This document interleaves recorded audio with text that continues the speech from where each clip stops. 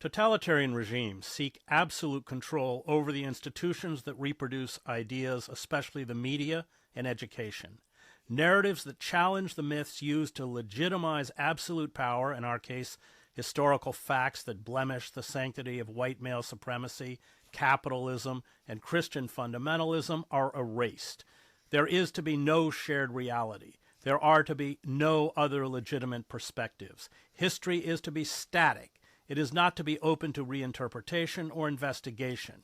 It is to be calcified into myth, to buttress a ruling ideology and the reigning political and social hierarchy. Any other paradigm of power and social interaction is tantamount to treason. One of the most significant threats that a class hierarchy can face is a universally accessible and excellent public school system, writes Jason Stanley in Erasing History, How Fascists Rewrite the Past to Control the Future. The political philosophy that feels this threat most acutely and that unites hostility towards public education with support for class hierarchy is a certain form of right-wing libertarianism and ideology that sees free markets as the wellspring of human freedom. These kinds of libertarians oppose government regulation and virtually all forms of public goods, including public education. The political goal of this version of libertarian ideology is to dismantle public goods. The dismantling of public education is backed by oligarchs and business elites alike, who see in democracy a threat to their power, and in the taxes required for public goods a threat to their wealth. Public schools are the foundational democratic public good. It is therefore perfectly logical that those who are opposed to democracy, including fascist and fascist-leaning movements, would join forces with right-wing libertarians in undermining the institution of public education. The right-wing attacks on programs such as critical race theory or DAI, as Stanley points out in his book, quote, intentionally distort these programs to create the impression that those whose perspectives are finally included, like Black Americans, for instance, are receiving some sort of illicit benefit or unfair advantage. And so they target Black Americans who have risen to positions of power and influence and seek to delegitimize them as undeserving. The ultimate goal is to justify a takeover of the institutions, transforming them into weapons in the war against the very idea of multiracial democracy. Joining me to discuss his books, Erasing History, How Fascists Rewrite the Past to Control the Future, and How Fascism Works, The Politics of Us and Them, is Professor Jason Stanley. Hello brothers and sisters, welcome back to the channel. I'm hoping that you're doing great from wherever you're watching me from. Again, I'm your host and presenter Distorting Stories. Well, I'm hoping that you are fine. Now, when you talk about fascism, and how really the United States is being controlled by fascists, you'll agree with me. People have talked about this, from Richard DeWolf, from Chris Hedges, from Jason Stanley. And in today's video, we are going to see Jason Stanley trying to explain really how fascism has taken America so far, and how people chose fascism, and now today we are mentioning the problems that fascism has caused to them. Right. For those who don't know who Jason Stanley is a philosopher at Yale University and author of How Fascism Works, The Politics of US and Them, approaches the concept of fascism not as a relic of 20th century Europe, but as a living political strategy that can operate within the modern democracies, including the United States. His central argument is that fascism is not defined solely by totalitarian dictatorship. It is a set of political tactics and cultural narratives designed to divide a society, erode democratic norms, and consolidate power in the hands of an authoritarian movement or leader. In his view, fascist politics can thrive even in societies that still hold elections and maintain the appearance of constitutional governances. So buckle up for this video. Well, I'm hoping that you're gonna be finding great value, and I think it's being hosted by Chris Hedges. Chris Hedges is also a critique of the United States, a big critique of Donald Trump. And when you talk about fascism, we cannot fail to talk about Donald Trump because he has really drained the United States and he keep on draining the United States. So we need to talk about this. It's really, really important from getting a different perspective from also other scholars, other professors that really does great work in making the world understand where these oligarchs, where these fascists are taking the United States. So as you buckle up for this video, think about it. I'm just going to be asking you, kindly consider subscribing to my channel if you find value in the commentary or the video that I share with you. I don't want to say much, but I just want us to watch the video and then I'll be back. I'll be sharing my 2 cents in regards to this. But until then, let's watch the video. I'll be back. First of all, Title VI isn't being dismantled. It's being weaponized. It's being reversed and weaponized. And the way it's being weaponized is it's being directed to fight supposed anti-white discrimination. So this regime is following Viktor Orban and Viktor Orban focused on Christians, saying Christians were the most persecuted group in the world. Now this regime is saying whites are the most persecuted group in the world.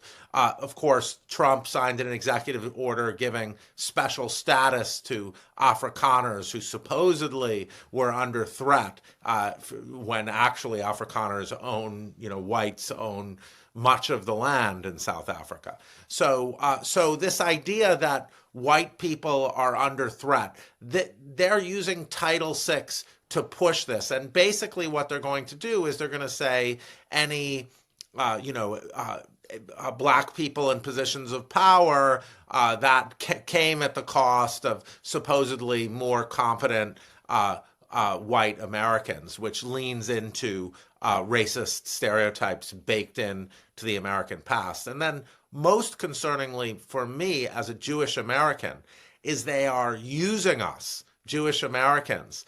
They're like nakedly using us as an excuse to take down the most Jewish institution in American life, the university. Well, but they've also, well, you're right, that they've weaponized it, but they've also stripped the protections that it once gave to vulnerable and marginalized people. Yeah, conceptually. So Title VI is intended to help traditionally marginalized, traditionally oppressed people. But the idea now is that there are no what this group wants to say is there are no power differentials anymore. And so the really oppressed people are the majority group, the dominant group. This gets to my book, How Fascism Works, where I have a chapter called Victimhood. Fascism always relies on portraying the dominant group as victims. So the idea that white Americans are somehow being victimized in the university by sort of critical race theorists. I mean, my department of philosophy at Yale hired our first black tenured professor last year. He started in fall 2024. So, I mean, the level of absurdity, factual absurdity, beggars belief.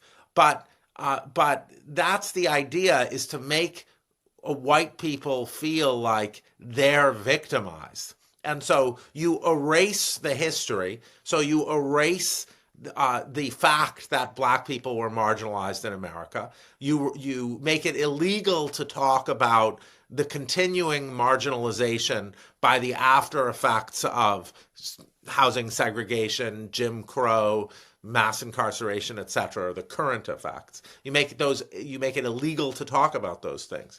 And then you say, okay, look at how white people and Asians are discriminated against.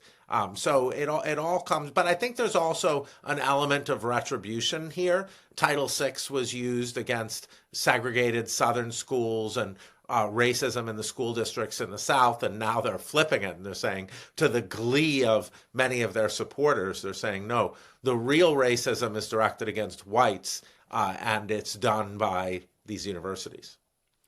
We'll go into your book, but when I covered the war in Yugoslavia, I watched Slobodan Milosevic use exactly that tactic of telling the Serbs who controlled what was left of Yugoslavia that they were the victims, and famous speech in Kosovo, I will not let them beat you, I will not let them beat you. But it's exactly the same phenomena. Yeah, victimhood is what you do is, and this is sort of a mixture of the books now, is you say in the past we were the great ones, we created the culture, and we're now being punished for that. We're being punished for our greatness, and we're an existential threat. So it goes together with the great replacement theory narratives, and then what they're going to do is they're saying the schools and universities represent, by representing accurate history, are a challenge to this myth. And in fact, the history itself, what if you read what the Department of Education is saying, it's hard to avoid the conclusion that just teaching Black history accurately uh, would be a Title VI violation. In other words, just teaching, say, redlining and mortgage, the history of our mortgage laws that result in segregated cities today, it looks like that would be the same as a white professor continuously calling all of their Black students with the worst racial slur. So let's open with your book, Erasing History. I mean, and I think the book, it does a very good job of explaining why they're making war on the universities. You say authoritarian regimes often find history profoundly threatening. At every opportunity, these regimes find ways of erasing or concealing history in order to consolidate their power. Why is this? Why does history do that? Why does history do that is so disruptive to authority, or what does history do that is so disruptive of authoritarian goals? Perhaps most importantly, it provides multiple perspectives of the past. This is really the underlying, you would argue, the underlying goal of what's happened. It has nothing to do with anti-Semitism. It has nothing to do with DEI or critical race theory or anything else. These become the tactics for something far more nefarious. Yeah. I mean, the department, Linda McMahon, in her final, and the department, her letter about the final mission of the Department of Education says it's going to be to impose patriotic education. Patriotic education being a kind of, flat, one-dimensional story of the greatness of the nation. It's just, of course, just picture in your mind an authoritarian country and the education system in an authoritarian country. It's just telling students to love their country. Well, it's mythic. It's mythic. It's not true. Right. It creates a fake version of the past, and it tells students that you're the greatest country in history and your leaders are the greatest people in history. It's exactly what Hitler in Mein Kampf said the education system of the Third Reich should be. I talk about that at length. Hitler talks a lot about education in Mein Kampf. So one of the fuel for fascist movements is this feeling of resentment by the dominant group. And so what you want to do is you want to create fear and resentment among the dominant group. So they keep supporting you and they think you're going to protect them. So you say there's this, so you represent another perspective, the perspective of marginalized groups, as somehow an attack on the identity of the dominant group. So you say, like AfD in Germany, they want to say, one of their platforms, Bjorn Höcke's platform one of the leaders is to remove the monument to the murdered Jews of Europe from Berlin, because the idea is all that history is there to make the dominant group feel shame. Which it's not. It's there just to remind people, let's not do this again. But the idea is but it is powerful for a non-Jewish German to see the Stolpersteine, to see the monuments that very recently have been placed on German streets, and it does generate powerful feelings. And what they're trying to do is leverage those powerful feelings into fear and resentment. When Musk said to the AfD, the most extreme far-right party in Europe, that other far-right parties won't work with, when Musk said, the German tribes were great, he didn't mean German Jews. He meant he was feeding into a myth of Aryanism, of Aryan supremacy, and he was feeding into the AfD line that German soldiers in World War I and World War II were in fact heroes. So this idea that, so what you try to do is you you erase the history, and then you represent the dominant group as great, and then you represent history itself, the actual history, as a threat, as some sort of, nefarious threat to destroy the nation. And that is fundamental to what's happening in places like Colombia, because you're pushing out all sorts of people who challenge the dominant narrative. Of course, the primary group that's targeted now are people who challenge the Zionist narrative.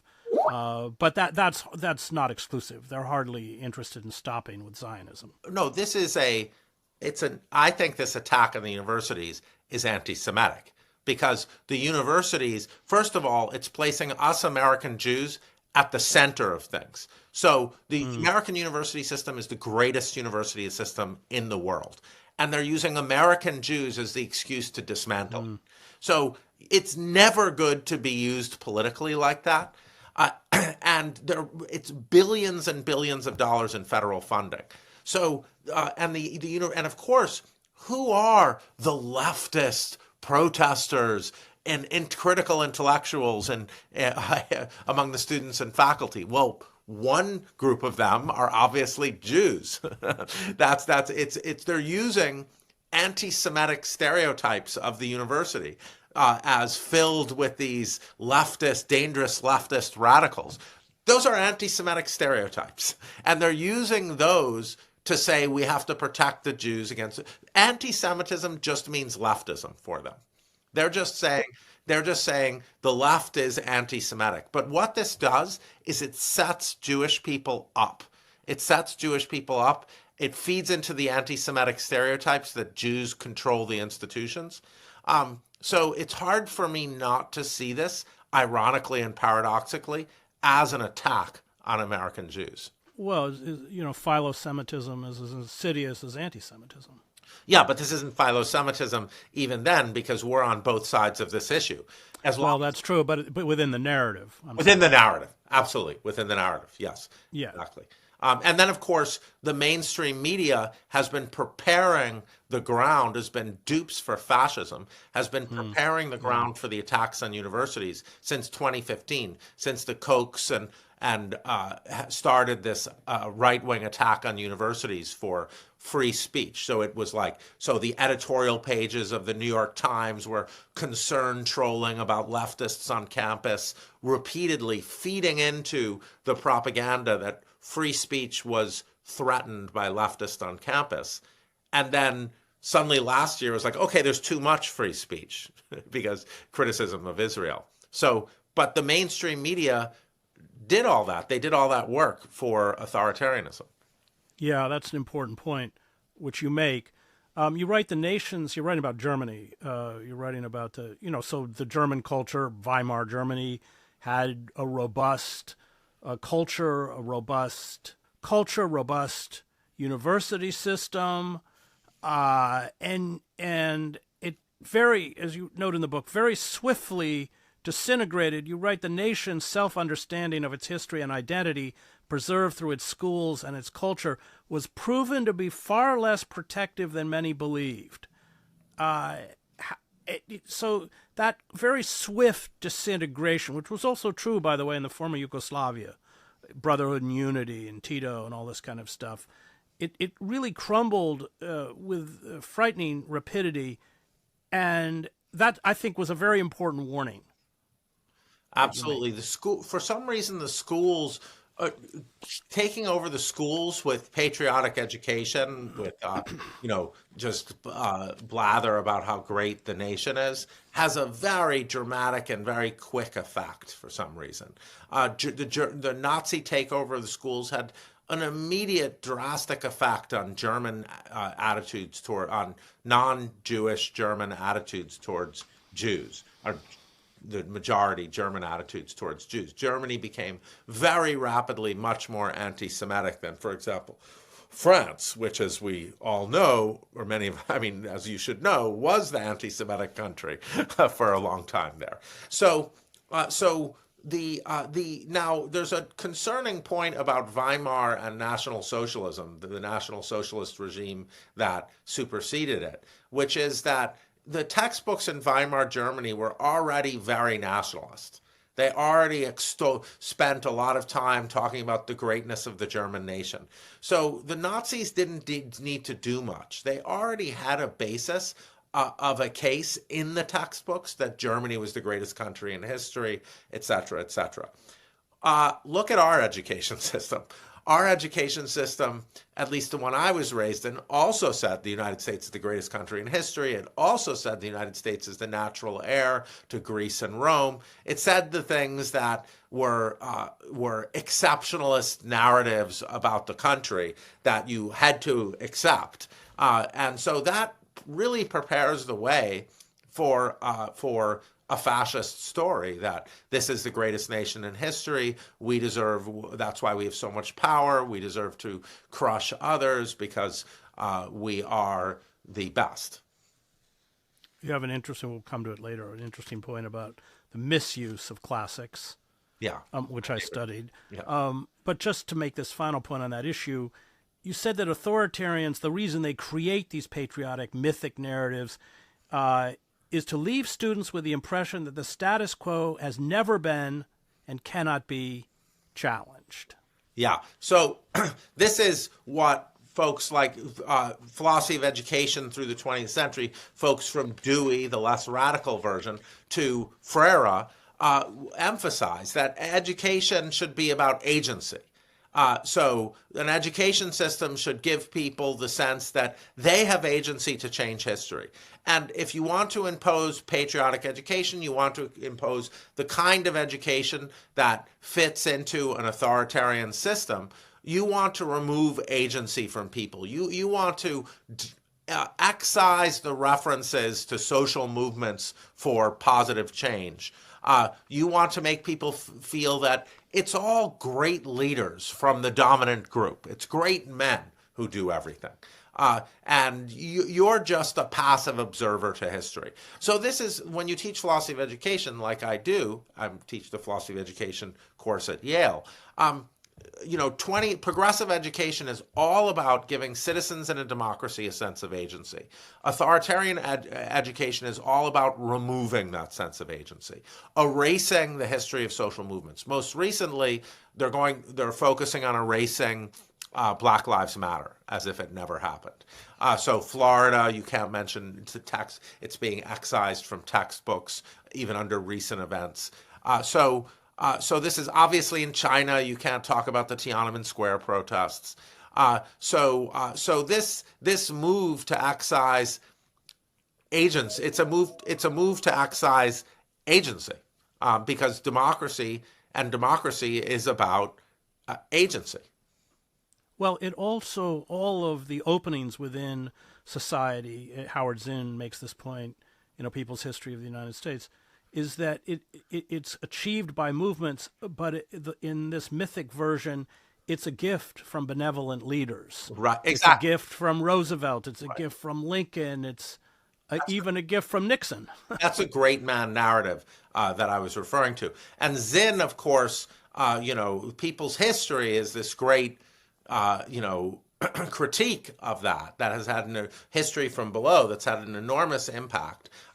And as a result, Trump actually singled out Howard Zinn's book in 2020 or 2021, whenever he gave the Patriotic Education executive order, I believe. I think it was an executive order. He denounced Howard Zinn's propaganda because, of course, he did. You write, history is the study of not just people and events, but also the practices, structures, and institutions that shape them. Without accounting for these forces, history is rendered flat and malleable, ideal for manipulation by fascist politics. When fascists attempt to rewrite history, they sometimes claim that they are erasing only theories and interpretations of history which they claim to be biased, rather than underlying historical events, but they know well that their interventions result in the erasure of events themselves as well as the patterns they form. That attack on bias, of course, the irony is that the attackers could not be more biased, but it works. Yeah, It works. Yeah. I mean, it works even though it's flagrantly absurd because they themselves are saying we want to replace supposed bias and indoctrination by patriotic education. What the hell is patriotic education? Just means indoctrination to love your country. So, it's literally, it's nonsensical. Also, they're bringing in Christian nationalism and they're representing Christianity as the unbiased position. So, Christian, obviously this is your territory, but one of your territories, but they're representing Christian nationalism and patriotism and sort of deep patriotism lessons as non-biased, unbiased, and actually looking at the history, saying like these are the social movements that happen. This is why you have the weekend.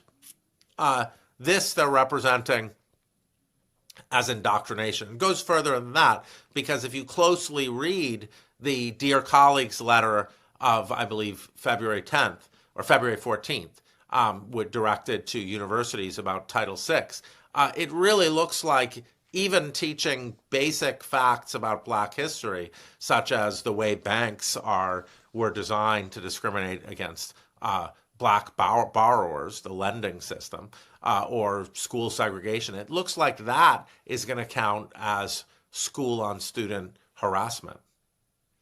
I want to talk about this. When I wrote my book on the Christian right, and I'm a divinity school graduate, I swiftly found them to be selective literalists. They pick out, what works to fit the ideology and erase the rest. But that also happens, you write, in the creation of, you write about Hungary's 2020 National Core Curriculum, how they will erase Hungary's only Nobel Prize winner for literature, Imre Kertész. You write, surrendering a national point of pride to erase the contributions of a Jewish survivor of the Holocaust. I mean, there becomes this, in the creation of these curriculums, there are huge distortions, including the elevation of mediocrities. Boy, Stalin did this to the 10th degree. The elevation of mediocrities and the erasure of people, such as the Nobel Prize winner for Hungary, who should be held up as these great national writers or thinkers, but so it talk a little bit about how in the creation of a national curriculum they jettison what perhaps you and I would call the best and elevate the most mediocre. You're really making an important point, Chris. It's in putatively representing the nation as great. They are eliminating everything that's great about the nation. Right. So this is why I regard fascism, this fascist takeover we're seeing in the United States, as an attack on my country. It's an attack on the greatness of America. It's an attack. Our greatness is these social movements that push us towards multiracial democracy. Our greatness is the project of improving on democratic ideals of freedom and equality. And they're erasing this. They're attacking our university system. Our university system, I think, other than the NBA, it's the only institution, only thing in American society that is universally and unqualifiedly in an unqualified way recognized as the greatest thing America does. So in the name of American greatness, they are attacking institutions that everyone in the world sends their kids to if they can get in and if they can afford it. Everywhere in the world, the remotest towns, they've heard of, Yale University. Now, go and ask them about a French university. Maybe they've heard of the Sorbonne, but they've heard of many American universities. So in the name of American greatness, they're attacking, the greatest universities. So similarly, in the name of American greatness, they're doing the same thing to Toni Morrison as Hungary did to Imre Kertész. Whose books are banned. I want to be in that list of banned books. Toni Morrison's on the list. Is targeted unbelievably harshly. She might be the most targeted major author. I think she is the most targeted major author. I mean, Youngkin ran on the Beloved bill to banning Beloved, her book Beloved. She won the Nobel Prize. She's one of the most important and influential and I would say greatest Americans of the last 50 years. Well, she also saw what's coming. You quote her in the commencement address at Howard. Racism. And she kind of laid it out. She laid it out, which is, again, why you have to ban. They target, just like Orban targeted gender studies. Whatever they target is actually a tell, because whatever they target are the conceptual resources you need to see what's going on. So they target gender studies because it tells you about appeals to patriarchy. And the manosphere. They target rigid they want to defend rigid gender roles and natalism. It draws in the Christian conservatives, and then it also draws in like non-Christian manosphere types who think the woman's proper role is in the home. So these targetings. Yeah. All right. Well, you write an education system is the foundation upon which a political culture is built. That's why you have to destroy it, along with the media, anything that reproduces ideas.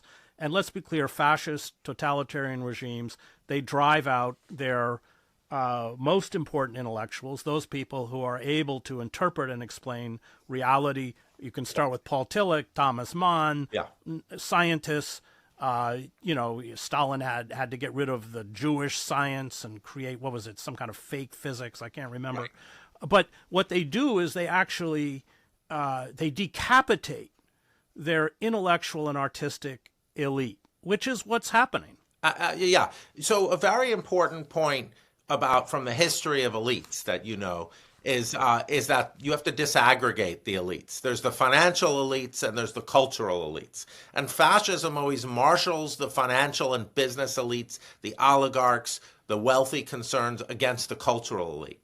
And what we're seeing in the United States is teachers, federal workers, and professors being vilified, the cultural elite. These are not the financial elite. The vast majority of professors are teaching, constantly, making $60K a year, struggling. This is about, being sent far away from the places they want to live or have grown up in, because that's where a job may be.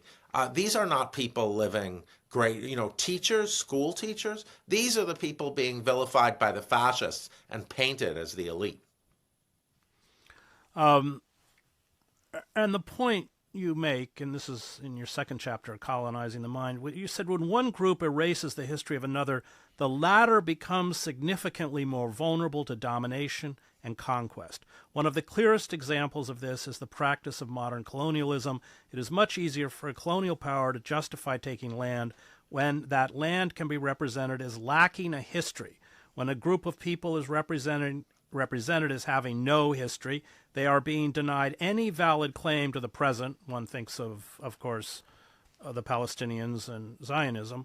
Colonialism is an ideal case, perhaps the clearest, for understanding how and why the erasure of history is central to the exercise of power and domination. And that's precisely the goal. Yeah. Hello guys, welcome back to the channel. I'm hoping that you're great. Now, you and I have heard Chris Edges and Stanley Jason talking about how fascism really works. And how fascism really works is a work which has been featured by Jason Stanley, which he wrote. Now, Stanley emphasizes that fascism begins with the construction of a mythic past. This myth often portrays the nation as once pure, unified, and morally superior, only to have been degraded by outsiders, traitors, or degenerators. In the United States, this takes the form of nostalgia for an unimagined golden age, often an era that, in reality, was masked by racial hierarchy, gender inequality, and limited freedoms for minorities.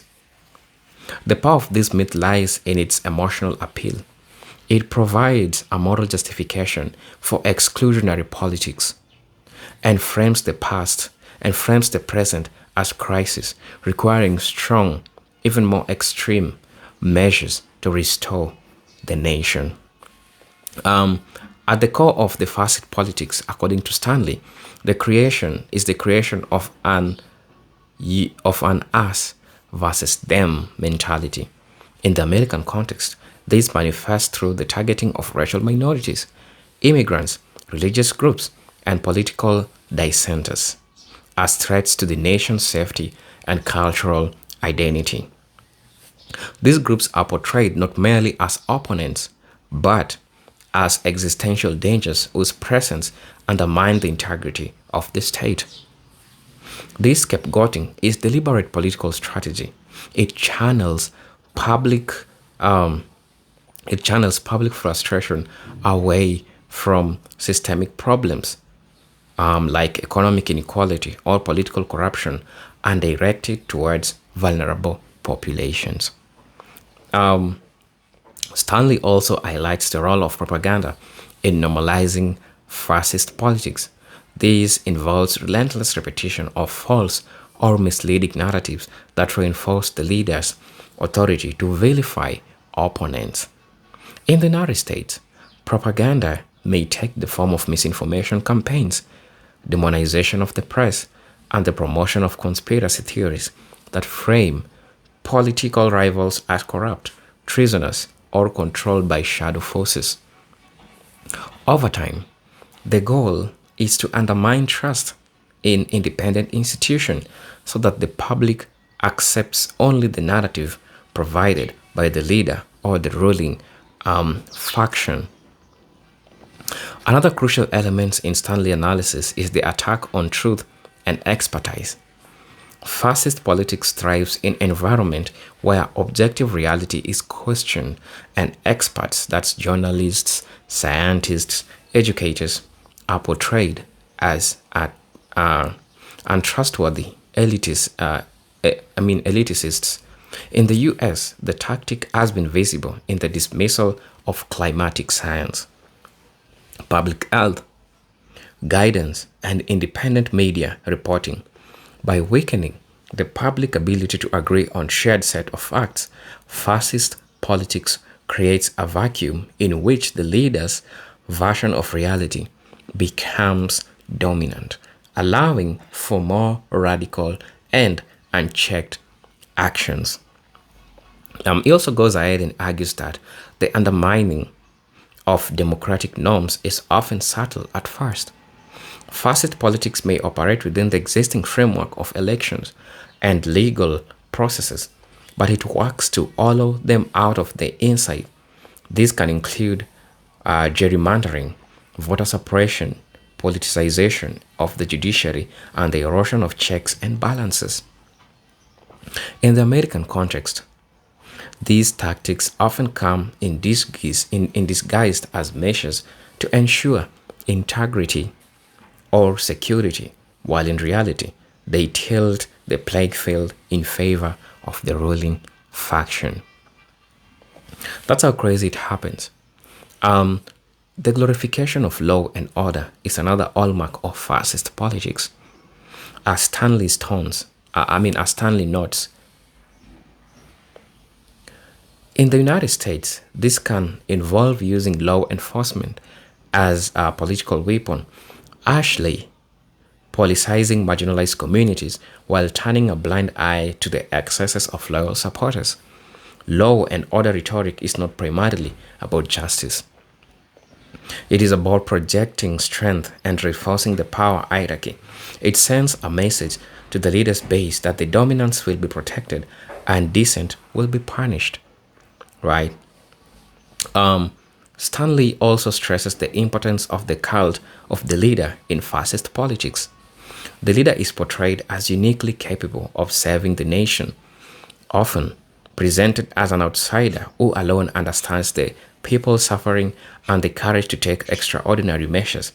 In the US again, this has been seen in the elevation of political figures to near mythic status, where criticism of them is treated not as a disagreement, but as the attack on the nation itself.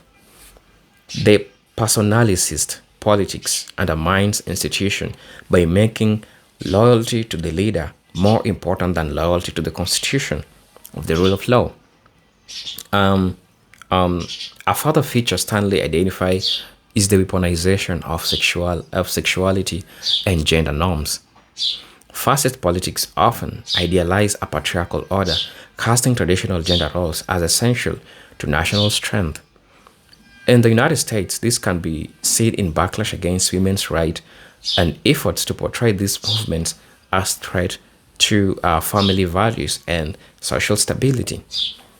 Such politics taps into fear of social change, channeling them into resistance against equality and pluralism. Also, Stanley warns that once fascist politics gains a foothold, it tends to escalate in intensity. The narrative becomes more extreme, the attacks on democratic institutions becomes more blatant, and the violence against marginalized groups becomes more normalized.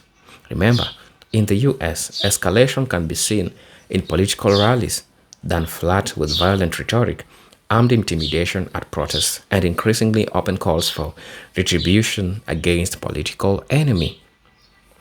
Each step further desensitizes the public, making authoritarian measures seem less shocking and more acceptable.